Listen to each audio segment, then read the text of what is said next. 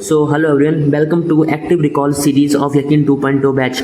Day 1 था जो हमारा फिजिक्स में सलीम सर के द्वारा क्या पढ़ाया गया उसका जल्दी से एक्टिव रिकॉल करते हैं। देखो, सबसे पहले सर ने शुरू की ट्रिग्नोमेट्री में क्या था, सर ने पूरा बताया कि एक ट्रायंगल है, मान लो इस ट्रायंगल में अगर ये एंगल थीटा है, देन इसके सामने का जो एंगल होगा परपेंडिकुलर होगा। अगर ये रेक्टेंगल है तो इसके सामने का जो एंगल होगा, इसके सामने की जो लेंथ होगी या जो लाइन होगी इस पर्टिकुलर रेक्टेंगल में, वो हाइपोटेन्यूस होगी एंड देन ये होगा बेस।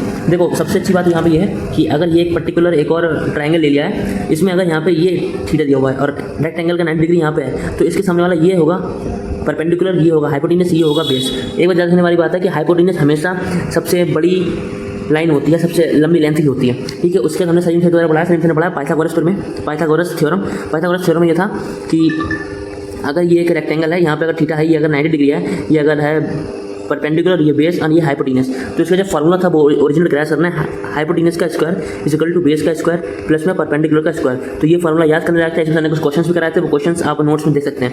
उसके बाद हमने देखा था कि अगर साइन थीटा है, साइन थीटा की वैल्यू जो हमारे मान लो 3/4 है, तो टेन थीटा कैसे निकालेंगे। तो कुछ नहीं करना है, इसकी ट्रिक है पंडित बद्री प्रसाद हर हर बोले। ये ट्रिक जो है, तो ये जो ट्रिक है ना, पंडित बद्री प्रसाद हर हर बोले, ठीक है ना, पंडित बद्री प्रसाद हर बोले। यहाँ पर ट्रिक में थोड़ा सा चेंज है,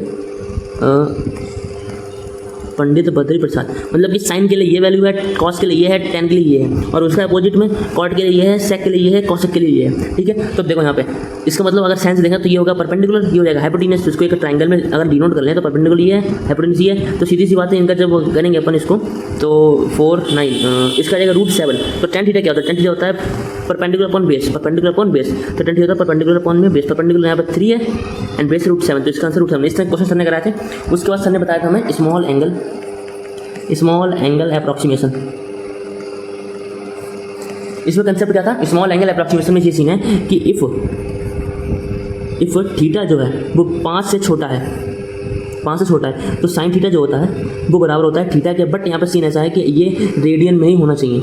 जैसे कि अगर वो क्वेश्चन साइन 2 डिग्री वैल्यू क्या होती है, तो इतना छोटा एंगल है हम बता नहीं सकते क्या होती है। बट यहाँ पे इसको कंसेप्ट सर ने बताया, साइन 2 डिग्री को लिखेंगे 2 इंटू में π/180। क्यों? क्योंकि अगर यहाँ पे खाली आप लिखेंगे तो ये सिर्फ और सिर्फ डिग्री में वैल्यू आएगी, पर अगर इसके पूरे लिखेंगे अगर आप इसको तो ये रेडियन में कन्वर्ट होगा, और हमें चाहिए भी यहाँ पे रेडियन में। तो 2 9 तो π/90। अब इसको π/180 नहीं रखना, इसके यहाँ पे 3.14 अपॉन में 90 रखना, तब जाके आंसर जो आएगा वो साइन 2 डिग्री की वैल्यू आएगी। ऐसे सारे सर ने कई सारे क्वेश्चंस को कराया। देन अगर हम देखें कि फिर सर मूव हुए थे, फिर हमने देखा था कन्वर्जन को।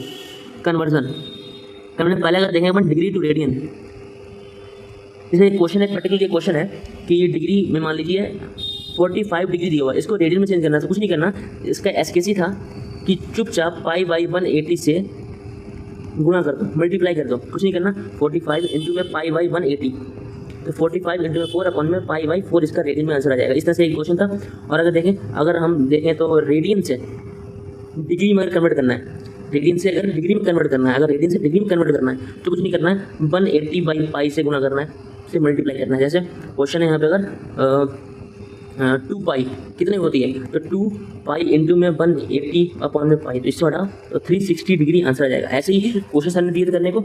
और एक क्वेश्चन सर ने ऐसे सर्कुलर वाला कराया था कि अगर यहाँ पे ये एंगल है और इसको सर ने अगर ऐसे काट सा दिया था तो इतनी की वैल्यू क्या होगी। तो यहाँ पे जो थीटा है, जो साइन थीटा बात कर रहे हैं ना अपन, तो ये थीटा क्या होता है, थीटा होता है एंगल। सबसे अच्छी बात यहाँ पर बताई थी सर ने, इसकी यूनिट तो होती है बट इसकी डायमेंशन नहीं होती, ठीक है। साइन थीटा है एंगल। अब ये थीटा बराबर होता है आर्क अपॉन में रेडियस। अगर ये जो कोई स्फीयर है, इसकी रेडियस जो है वो है आर, और ये है आर्क जो है आर्क लेंथ, तो ये वो इतनी है, तो उसका जो फॉर्मूला होगा वही होगा। अब चलते हैं अगर अपन लोग अब चलते हैं केमिस्ट्री पे, केमिस्ट्री बाई सुधांशु सर। तो यहाँ पे सबसे जरूरी बात सर ने बताई थी, शुरुआत की थी अपन ने केमिस्ट्री से। केमिस्ट्री की डेफिनेशन क्या थी, तो उसमें था कि it deals with the branch, it is the branch of chemistry which deals with matter, reactions and motions. It is मतलब कि उनकी मैटर की कोई पर्टिकुलर मैटर है, उसका रिएक्शन है, उसका मोशन, उससे ये करते हैं डील। जो ब्रांच होती है वो कराती है फिजिकल केमिस्ट्री या फिर केमिस्ट्री, ये ब्रांच है साइंस की, ठीक है। फिर अपने चलते हैं मैटर पे।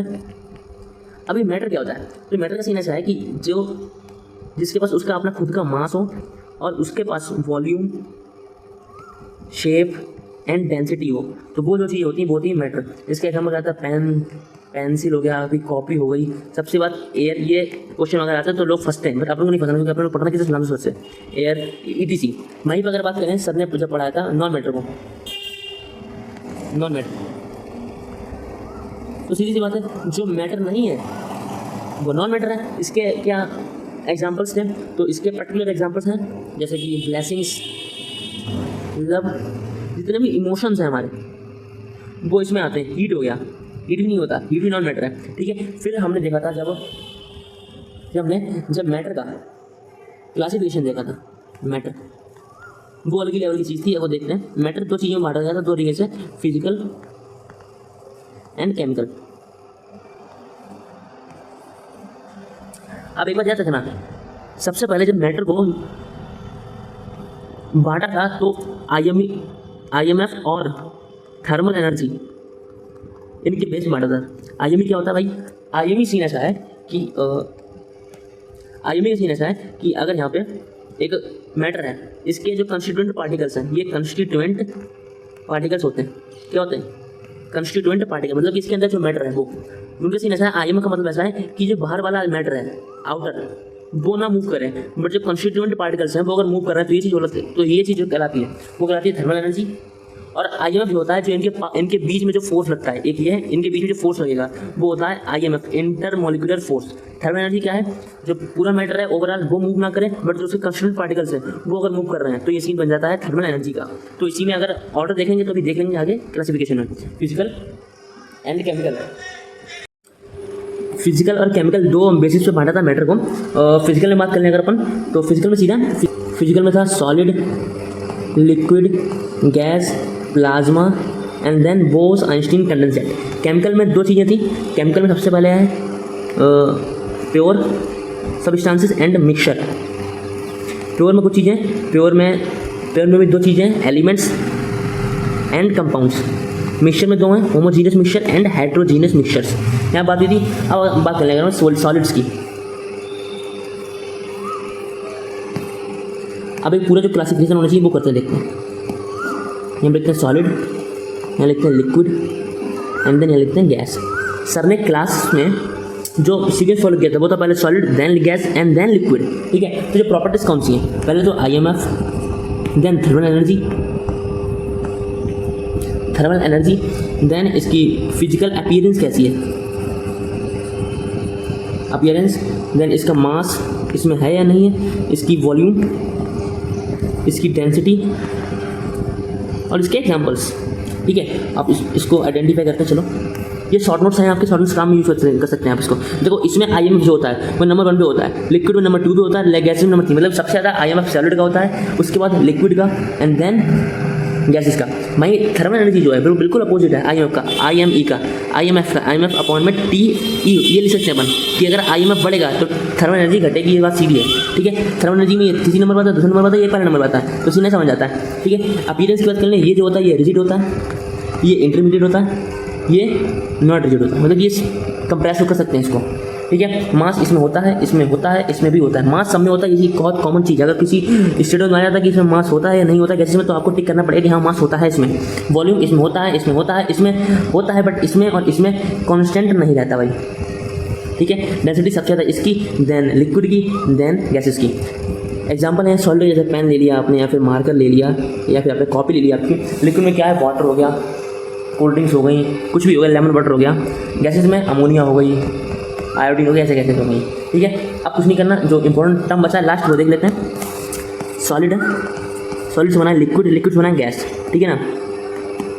सॉलिड से लिक्विड बनाना है तो टेम्परेचर बढ़ा दो, लिक्विड से गैस बनाना है टेम्परेचर बढ़ा दो, ठीक है। क्लियर बात है। सॉलिड से लिक्विड का बनना ये कहलाता है मेल्टिंग, लिक्विड से गैस का बनना ये कहलाता है वेपराइजेशन,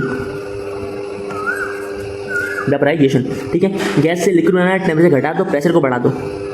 अभी यहाँ पे ऐसे सीन था, प्रेशर बढ़ेगा ये कंप्रेस होंगे थोड़े से, और प्रेशर बढ़ेगा ये और ज़्यादा कंप्रेस होंगे। ये था गैस, ये था लिक्विड, ये बन जाएगा सॉलिड, ठीक है।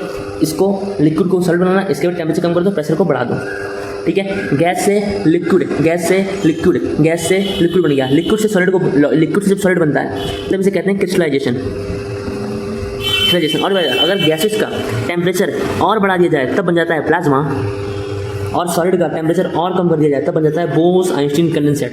तो आज का फिजिक्स एंड केमिस्ट्री का पूरा लेक्चर इतने में समराइज हो चुका है, जैसा कि आपके सामने दिख रहा है। ऐसे ही मैं सारे के सारे लाया करूँगा रोज़ का active recall. So see you soon in 10 seconds active recall video. Thank you.